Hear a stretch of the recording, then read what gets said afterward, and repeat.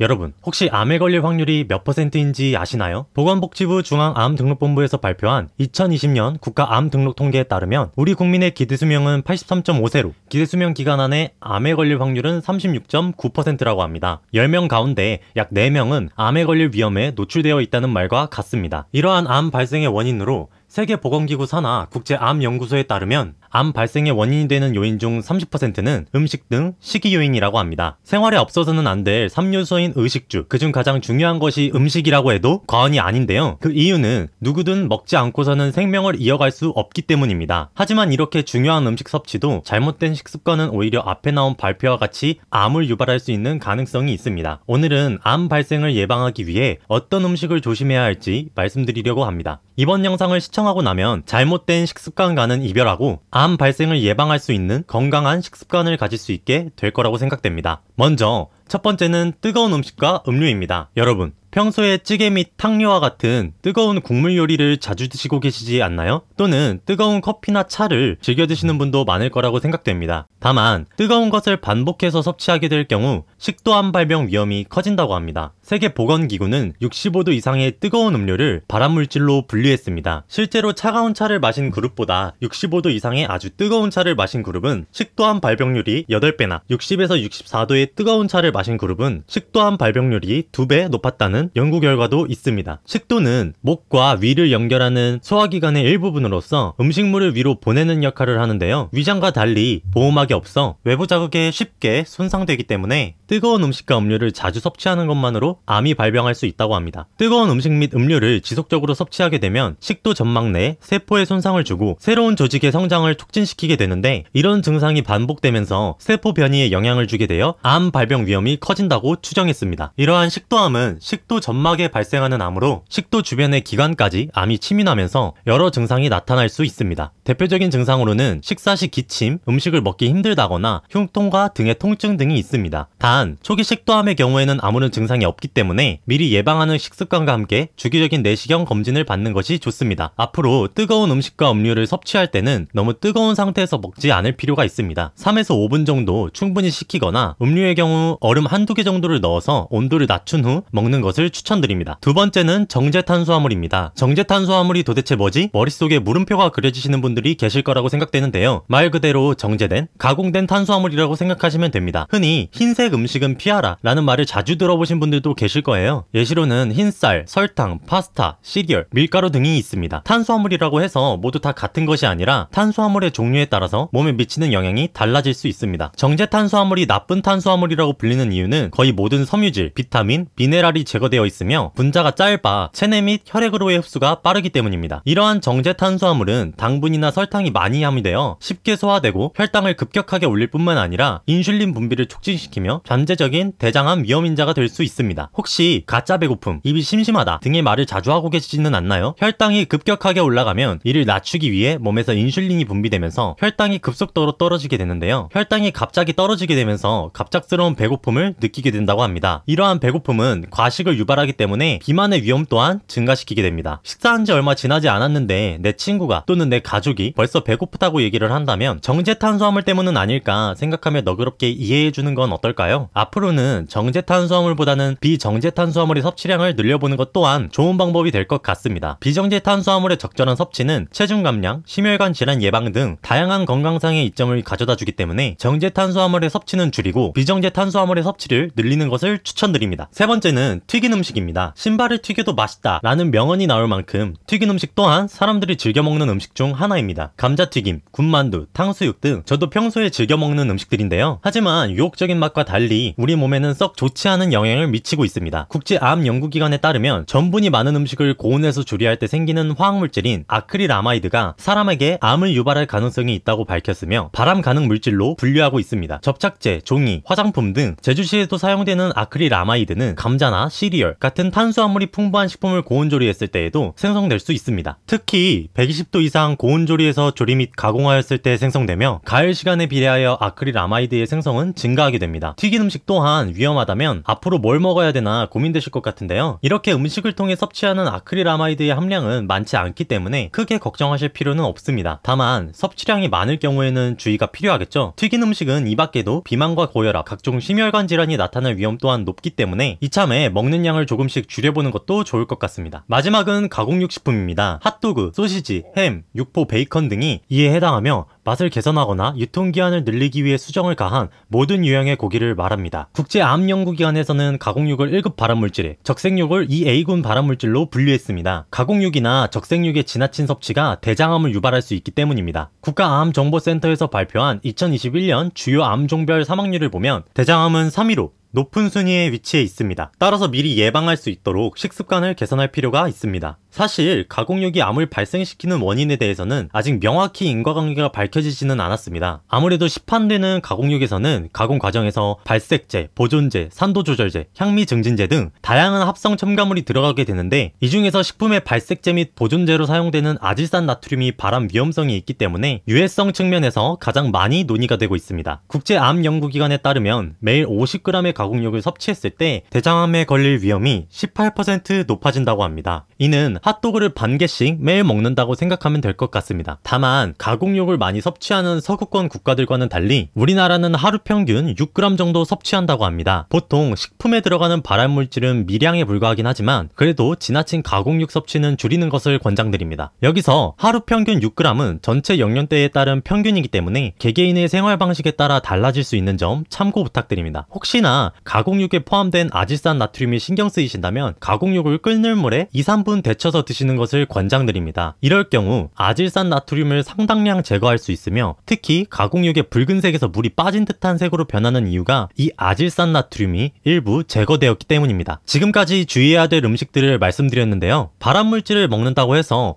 반드시 암에 걸리는 것은 아닙니다. 사람은 매일 5,000개 이상의 이형세포가 생겨난다고 합니다. 그렇다고 해서 우리가 반드시 암에 걸리고 있지는 않죠. 그 이유는 우리 면역체계 내에서 중요한 역할을 하는 면역세포 중 하나인 NK세포, 즉 자연살해 세포가 있기 때문입니다. 이들은 암세포나 감염된 세포와 같은 비정상세포를 식별하고 파괴하는 데 중요한 역할을 합니다. 다만 NK세포는 나이, 스트레스 등의 원인으로 몸이 약화된 상태일 경우 NK세포의 활성도 또한 낮아질 수 있기 때문에 평소에 식습관에 신경 쓰고 건강하게 몸을 관리하는 것이 최종적으로 암을 예방하는 데 중요합니다. 지금까지 말씀드린 음식의 대부분은 우리가 평소 일상에서 쉽게 접하게 되는 음식들입니다. 혹시나 내가 잘못된 방법으로 먹고 있던 건 아닐지, 너무 먹는 양이 과했던 건 아닐지 스스로 점검하고 개선한다면 더욱더 건강한 내 라이프를 만들 수 있을 거라고 생각됩니다. 영상의 내용이 유익했다면 구독과 좋아요, 알람 설정 부탁드립니다. 다음에 더 좋은 영상으로 찾아오겠습니다. 오늘도 좋은 하루 되세요.